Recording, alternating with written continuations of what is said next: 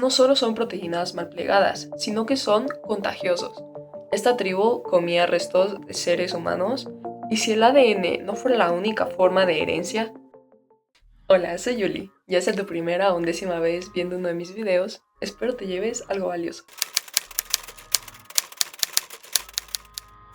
Bueno, el día de hoy les traigo un tema que se me hizo muy interesante, porque la verdad es que cuando nosotros pensamos en enfermedades, creemos que conocemos todas las causas. No sé, tal vez fue un virus, una bacteria, un hongo, el ambiente o incluso nuestros hábitos. Pero, ¿alguna vez habías escuchado hablar de los priones? Y bueno, para entender a los priones, primero debemos entender a las proteínas.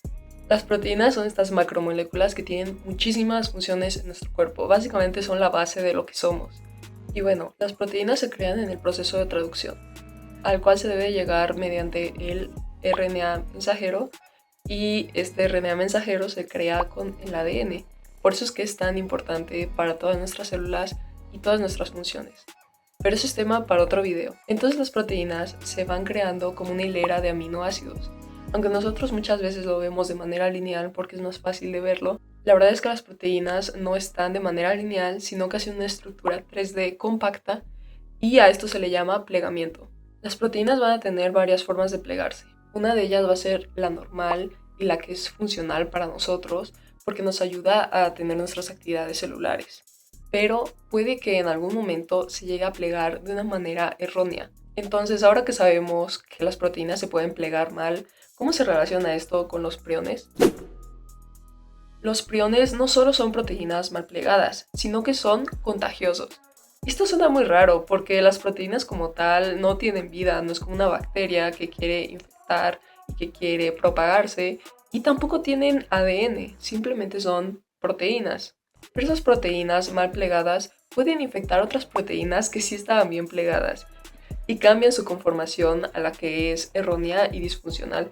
La célula no puede destruirlas. Las proteasas, que son las que normalmente se encargan de estos trabajos, no son eficaces. Entonces lo que pasa es que cuando surge un prión, va a empezar a infectar a las otras proteínas, y esto va a ser un crecimiento exponencial y va a ser una cadena que va a empezar a, digamos, contagiar a todo el organismo con estas proteínas que están mal plegadas. Y las células, al tener hijos, también van a pasar estos priones. Entonces estos priones son contagiosos y pueden crear enfermedades, las cuales se llaman enfermedades priónicas. Hay algunas transmisibles que tal vez hayas escuchado. Una de ellas es el Kuru. Es una enfermedad que se asoció al canibalismo en Papua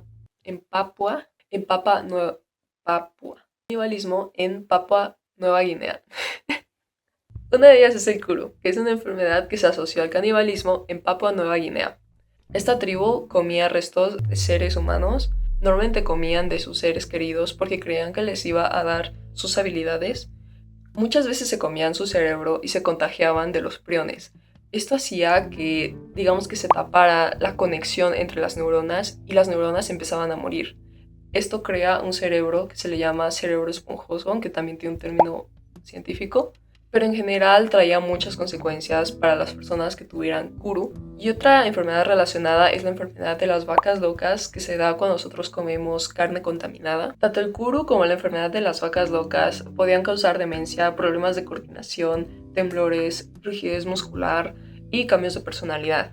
Y como tal, esto pasa porque los priones están destruyendo poco a poco el sistema nervioso. Aunque la verdad es que estas enfermedades avanzan muy rápido, porque como dije, cuando un prión aparece, empieza a contagiar a los demás y se vuelve una reacción en cadena que es muy difícil, o bueno, más bien imposible, porque no se ha encontrado la cura, de parar. También hay enfermedades priónicas hereditarias. Una de ellas es la enfermedad de Creutzfeldt-Jakob, la cual puede traer episodios de demencia, deterioro de las capacidades cognitivas y menos coordinación motora. También tenemos el síndrome de Gertzmann-Straussler-Scheinker, que causa neurodegeneración, menos capacidades motoras, dificultad del habla e incluso alteraciones visuales. Y finalmente el insomnio familiar fatal, que puede traer insomnio severo, demencia, pánico, pérdida de peso y falta de apetito. Estas enfermedades surgen de una proteína que es codificada por un gen en el cromosoma 20 y que tiene funciones en el tejido nervioso. Este gen se llama PRNP. Y la proteína que codifican en su forma, digamos, sana y funcional, le suelen llamar PRPC. Pero cuando se pliega mal y se convierte en un prión, se llama PRPSC. Aquí podemos ver una imagen del modelo tridimensional de la proteína cuando está sana y cuando es un prión. Por otro lado, hay otras enfermedades que no son priónicas, no son infecciosas, pero tienen mecanismos similares y probablemente estas te suenen muchísimo más. Lo que tienen en común es que alguna proteína se pliega mal y contagia a las demás y se van acumulando en el cerebro. Solo que no es la misma proteína de la que te hablé anteriormente. Y estoy segura de que estas enfermedades se te harán mucho más conocidas. Por ejemplo, en el Alzheimer la proteína responsable es la beta-amiloide tau, en el Parkinson es la alfa-sinucleína y en el ELA es la TDP43 y FUS. Entonces ya vemos que los priones pueden ser malos, pueden crear enfermedades neurodegenerativas, pero ¿y si tuvieran un secreto que aún no habíamos visto? ¿Y si realmente tuvieran otra función? O algo más loco aún, ¿y si el ADN no fuera la única forma de herencia? Para esta parte del video nos vamos a guiar en el artículo del Dr. Randall Huffman. Ahora, en esta historia hay otros dos protagonistas, y este trabajo se hizo en levaduras.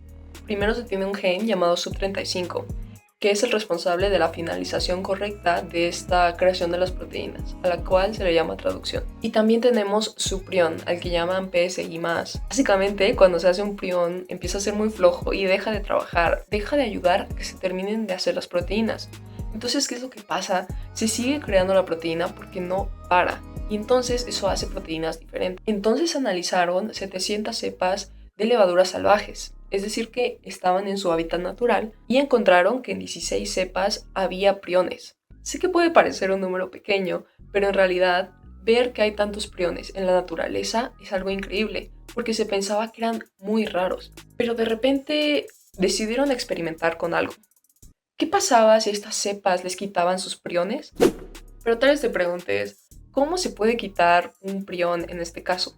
Bueno, lo que hicieron fue desactivar esta proteína, la HSP104, que básicamente era una tijera que ayudaba a pasar a los priones a las células hijas. Es decir, que ayudaba a heredar esos priones. Entonces, si desactivan esta tijera, esta proteína que les ayudaba a pasar los priones, entonces ya no se pueden heredar. Y eso hacía que los priones desaparecieran en la siguiente generación. Y ahí notaron algo increíble, y es que las cepas que tenían priones tenían más rasgos. Por ejemplo, había cepas de levaduras en vino blanco que les daba más resistencia a la acidez y a los fármacos. Es como si el prión le estuviera protegiendo. Y en unas cepas de otro tipo de vino se pudo ver que los priones ayudaban a que se pudieran adherir a superficies. Entonces aquí llega un punto muy importante, y es que los priones pueden encender o apagar rasgos complejos. Es decir, que podían ser heredables, pero también lo podías revertir. Y así surgió este concepto que a mí me voló la cabeza, y es la asimilación genética. El prión es como un puente entre una adaptación rápida y reversible y una lenta y permanente. Entonces experimentaron con esta levadura que se podía adherir a las superficies. Entonces, si este rasgo dependía de un prión, entonces hicieron que las células hicieran meiosis para que crearan nuevas células hijas. La descendencia creó algunas que eran permanentemente adhesivas, es decir, que aunque les quitaras el prión, seguían teniendo esta cualidad. Es decir, que ya era algo genético. Es como si el prión te permitiera probar algo de manera temporal, solo para ver si funciona, como un boceto. Y ya que se ve que sí funciona, se utiliza de forma permanente. Entonces, con esta pequeña prueba, decidieron hacerlo en muchas más cepas. En total lo hicieron en 255 cepas. Les quitaban los priones y las veían bajo condiciones de estrés. Buscaban esos rasgos que desaparecían y aparecían sin que tuvieras que cambiar la genética. Solo tenías que quitarle esos priones. Esta cifra es muchísimo y es un gran descubrimiento. Vieron que 1/3 de las cepas que analizaron con este procedimiento tenían rasgos que dependían de este mecanismo de los priones. Y no solo eso, sino que el 40% eran rasgos beneficiosos. Pero ¿cómo podían demostrar que realmente eran los priones, que no se estaban confundiendo con algo más? Hicieron un proceso que se llama citoducción, en el que básicamente fusionan dos levaduras, pero solo transfieren el citoplasma de una a la otra. Ojo, no pasan el núcleo, que es donde nosotros tenemos nuestros cromosomas. ¿Y por qué solo pasaron el citoplasma? Bueno, porque en el citoplasma es donde están las proteínas y por lo tanto los priones. Entonces le pasaron los priones de una levadura salvaje a una levadura que tenían en el laboratorio y adquirieron el rasgo. Entonces eso demostraba bastante bien que los priones eran los que daban estos rasgos. Entonces ya desmentimos muchas cosas de los priones que ni siquiera nos habíamos dado cuenta de que los estábamos juzgando un poco mal. Y es que se decía que los priones eran muy raros. Y ya vimos que en un tercio de estas cepas analizadas había priones, entonces no son una rareza. También se pensaba que eran errores, que solo creaban enfermedades, pero ya vimos que tal vez podrían ser un mecanismo de herencia que estaba escondido. Permiten estos organismos adaptarse instantáneamente para sobrevivir. Incluso se vio esto en células tumorales de cáncer, en donde se intentaban adaptar ante las quimioterapias. Entonces, aquí llega una gran pregunta, y es que si esto está pasando de una manera tan masiva en las levaduras y no nos habíamos dado cuenta ni siquiera de su importancia, ¿dónde más está ocurriendo? Y la verdad es que este tema se me hizo muy bonito, sobre todo porque cuando yo estudié los priones, los veía simplemente con estas proteínas que infectaban y que eran como súper raras y que ni siquiera entendía por qué existían. Pero ahora verlo desde otra perspectiva me hizo darme cuenta de que nunca podemos cerrarnos por completo a nuevo conocimiento, a cosas que antes no conocíamos de la manera correcta y que tal vez estábamos juzgando mal, aunque parezca raro porque es un objeto, pero de cierta forma nos estábamos clasificando. Ni siquiera sabíamos todas sus propiedades, todo lo que podía llegar a ser. Y entender a los priones nos puede llevar a entender problemas en enfermedades que son muy comunes cuando empezamos a envejecer. Entonces ya no solo se trataba de obtener nuevo conocimiento, sino de redefinir en mí misma, mantener esa curiosidad y estar abierta a cosas nuevas, a cosas que podrían estar pasando en la biología, que es un mundo tan grande y tan inexplorado, y nosotros ni siquiera nos damos cuenta. Y si tú conoces algún otro tema que se te haga muy loco y que te interese mucho, déjame en los comentarios y estaré leyendo.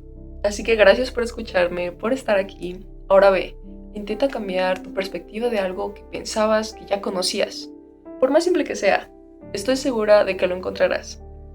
Y si quieres ver otro video, puedes ver este, en donde hablo un poco de la evolución y de filogenias y de cómo el árbol de la vida puede que sea más confuso de lo que creíamos.